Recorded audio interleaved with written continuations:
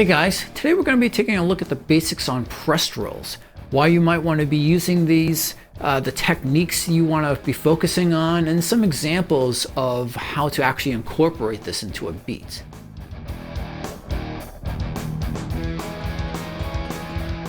So personally, I actually really like pressed rolls. I throw them into beats all the time.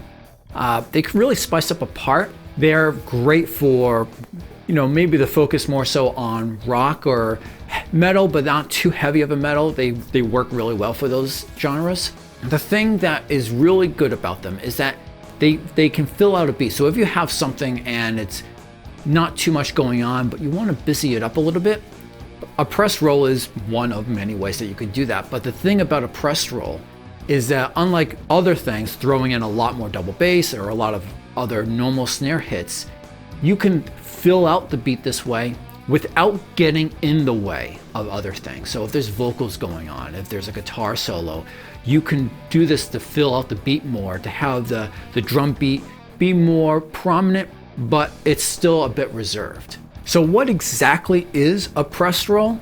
Well, let's take a look at a couple of different types of rolls and kind of figure out how we actually get there. So the first thing we really need to focus on is, what is a double stroke roll? Hopefully you know what one of those are.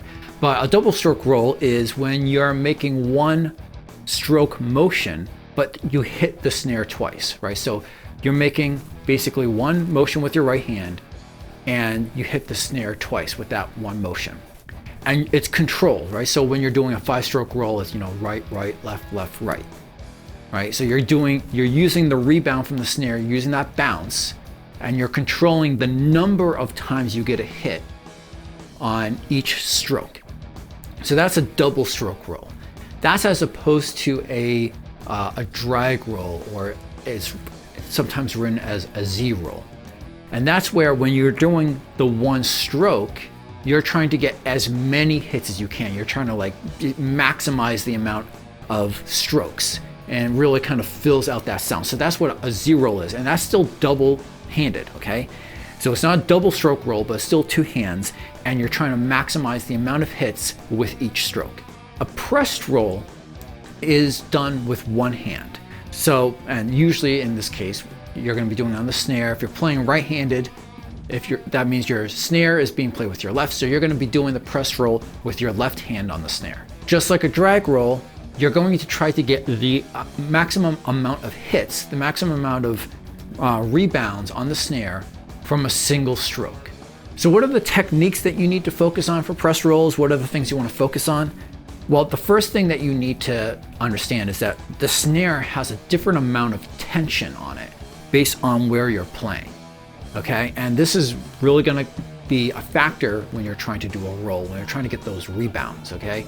So in this case, since you want to get more rebound, you actually need to play closer to the rim, because there's more tension the closer you get to the rim. If this was a double stroke roll, I would normally be moving my two hands up closer to the front of the snare, closer to where I usually have the microphone. But in this case, since I'm playing in a beat and how my arms are positioned and everything, I actually usually move my left hand left and forward a little bit, so kind of closer to where the hi-hat is. Another thing to keep in mind is, usually when I'm playing on the snare, I'm playing thumbs up. My grip isn't perfect, but this is generally a French style grip that I'm using on the snare. But when I go to play rolls, I find I have a little bit more control for the roll when I go and play thumbs in. Now, it's not exactly a German grip, but it's kind of close to a German grip.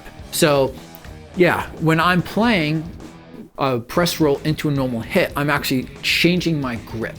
The normal hits I'll do French style, and then the press roll I switch to thumbs in. The other thing is that you don't want to just do the press roll towards the edge. Now, you will get more rebound, like I had said earlier, because there's more tension there.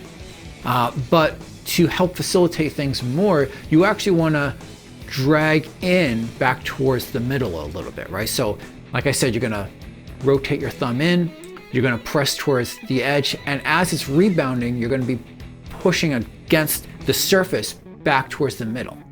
And then if you had subsequent press rolls, right, you would kind of moving hand back over. And so you're almost making this kind of circular motion as you're doing this. So when you're actually adding the press roll into the beat, how I interpret it, or how I feel on that press roll, it kind of goes one of two ways, and it really depends on whether or not I'm doing the press roll into a bass drum hit. So if I'm doing it that way, if I'm doing a press roll into a bass drum hit, the bass drum hit is getting, that's like the emphasis, like that's where, like, you know, the beat is. And the press roll, it adds a little bit of anticipation going into the bass drum hit. Now, if you're not doing a bass drum hit, if you're just doing a press roll alone, then instead that press roll will get emphasis. So let's take a look at a few different beats that incorporate press rolls in them. Some where the press roll goes into the bass drum and some where it doesn't.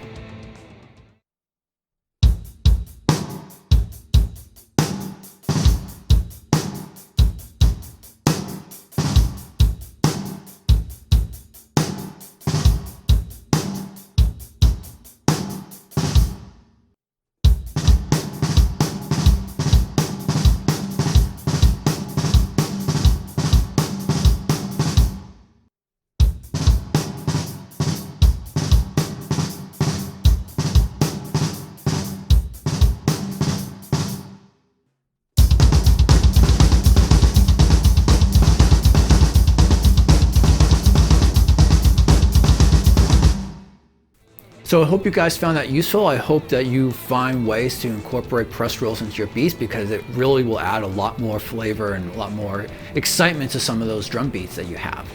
If you have other things that you guys like to do that add a little bit of spice to your beats, I'd love to hear about them. Let me know about it in the comments below. And if you'd like to see more videos like this in the future, then don't forget to subscribe.